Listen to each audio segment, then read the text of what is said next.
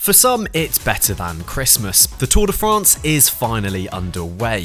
One of my favourite parts about the start of a new tour are all of the new bikes we inevitably start to see.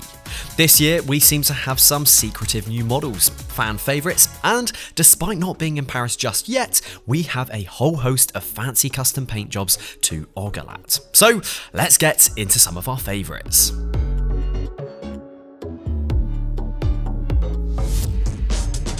First up, we have what looks to be a brand new, unreleased bike from Ridley. This one appears to belong to sprint hopeful Caleb Ewan. It looks to be the same bike that was spotted at the Criterium de Dauphiné, so the bike is bound to be released by the Belgian brand pretty soon. Currently, we have no idea what the bike is called, but it does look like it's going to be a brand new model, since it looks so different to Caleb's usual choice of the Ridley Noah Fast, the brand's Aeroad bike. The unreleased bike features less aggressive tube profiles, suggesting it's lighter than the Noah Fast and is more of an all-round road bike. When we look towards the cockpit, the bike is fitted with an integrated bar and stem with the Dada logo on. However, this setup looks remarkably similar to the Ridley Canzo handlebar. Most of the time, pros will have 2 to 3 of the same bike for the Tour de France, but in this case, this is the only version of the bike Caleb has for the Tour, which suggests that on the days that he wants to contest wins, he'll be back on his Ridley Noah Fast. Another indication that this bike will be safe for the mountain stages are the spaces found under the stem. Caleb gets famously low when he's sprinting, so it's fair to assume that this bike with its lighter weight will be safe for the days when he just needs to survive the mountains.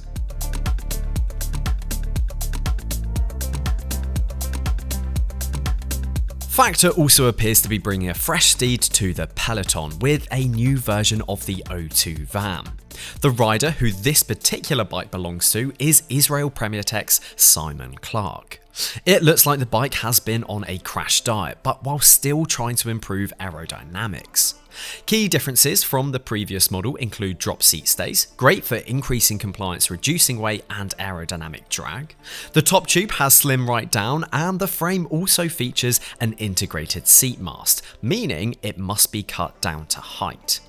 The front end also looks like it's been redesigned to improve aerodynamic performance with a fully integrated cockpit. And the seat tube is now D-shaped compared to the circular post as seen on the outgoing model. The bike appears to be wearing some new black ink wheels, that being the in-house component brand of Factor. The front wheel is 28mm deep and the rear 33mm, so ideal for those days in the mountains. The wheels are wrapped in 28mm Continental GP5000 STR tyres, but they have been blacked out since the tyre sponsor of the team is Maxxis. Simon has opted for a 150mm long stem with 38cm wide bars with the hoods turned in, so he should be pretty aero when powering along all of those French roads.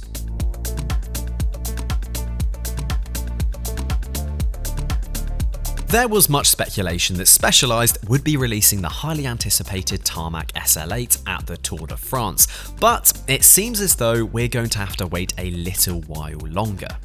This year, the UCI imposed a new rule requiring all teams to pre-register all new equipment prior to racing.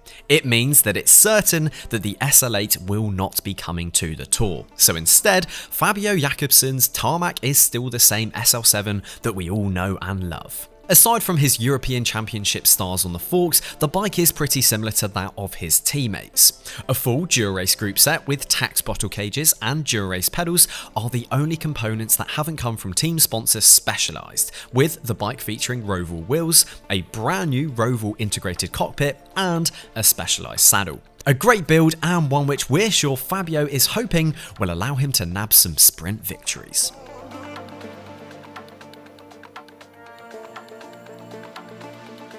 Reigning champion Jonas Vingegaard will be starting the tour on a Cervelo S5, but not just any S5. His bike has been painted to match that of Jumbo's special Tour de France kit, which features a constellation pattern. The words "Ride Your Dreams" are painted on the top tube of the bike, and I'm sure that's something Jonas very much intends on doing as he looks to defend his title.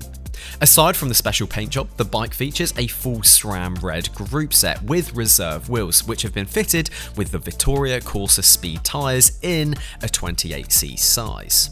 The front chainrings are 52/39 in size and have been paired with a 1033 cassette.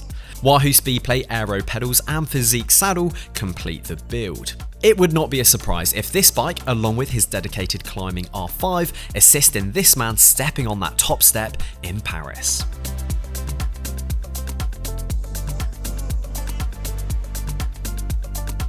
Newly crowned UK national champion Fred Wright is riding this year's Tour de France for Bahrain Victorious. Along with the special one-off custom kit that they'll be sporting for this year's race, they also have bikes to match. The paint features a predominantly pearl white frame with a large gold Merida logo on the down tube, with a blue geometric print on the fork. It's a bold and eye-catching colourway, and it's a setup which is bound to catch your eye. The full Dura-Race group set is paired with Vision wheels and cockpit, with Pro logo providing the saddles and bar tape, along with Elite supplying the bottle cages.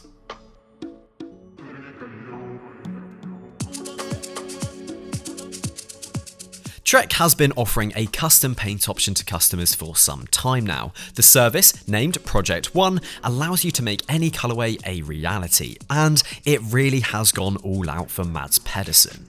The chrome fade of blues, purples and orange is also a great reflection of the team's latest partnership with Lidl, its new title sponsor. If the paint wasn't bling enough for you, then maybe the gold chain and cassette is, which we're told is only available to current or former world champions. With a full SRAM red group set, Bontrager wheels, Pirelli tyres and Time pedals, this build is truly one of a kind. We cannot wait to see this bike out in the sunshine and storming to some spectacular finishes. One thing's for sure, you're not going to miss it.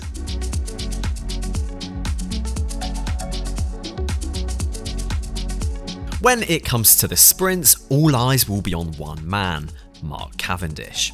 In his quest for all-time Tour de France glory, he will be trying to seal that 35th victory, which would make him the winner of more stages than anybody else in the history of the race. The bike he will be using to pilot him to this goal is the Wilier Filante SLR, but not just any Filante SLR.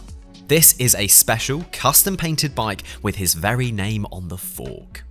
It still features a marble effect in the paintwork, but this is a pearl marble, so it's a lot more subtle than that of his teammates.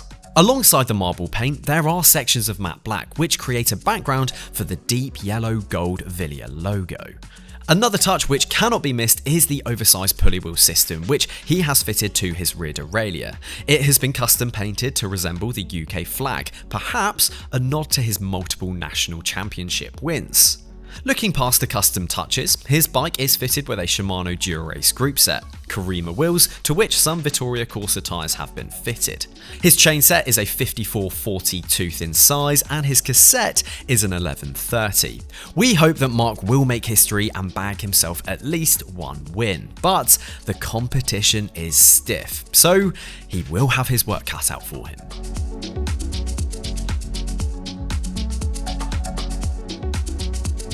Mathieu van der Poel will be taking to the start line with a custom-painted Canyon Aeroad. Not someone who is shy of an all-white paint job, Van der Poel has mixed the clean, sleek look of the bike with some rather nice special touches, which could actually be pretty easy to miss. First off is the custom computer mount, which looks as though it's been created to ensure that the head unit sits perfectly parallel to the ground, rather than having any sort of angle on it. Also, sponsor stickers denote and celebrate the 50th anniversary of Dura-Race. Rather than a more typical race number holder that straps around the whole of the seat post, Van der Poel's, much like the rest of the Alpecin-Tacunic team, have their holders attached to the seat post, which makes for a very clean looking setup. A full Dura-Race group set and wheels, Elite bottles, custom Cellitalia saddle and bar tape with Vittoria Corsa Pro tyres complete the build.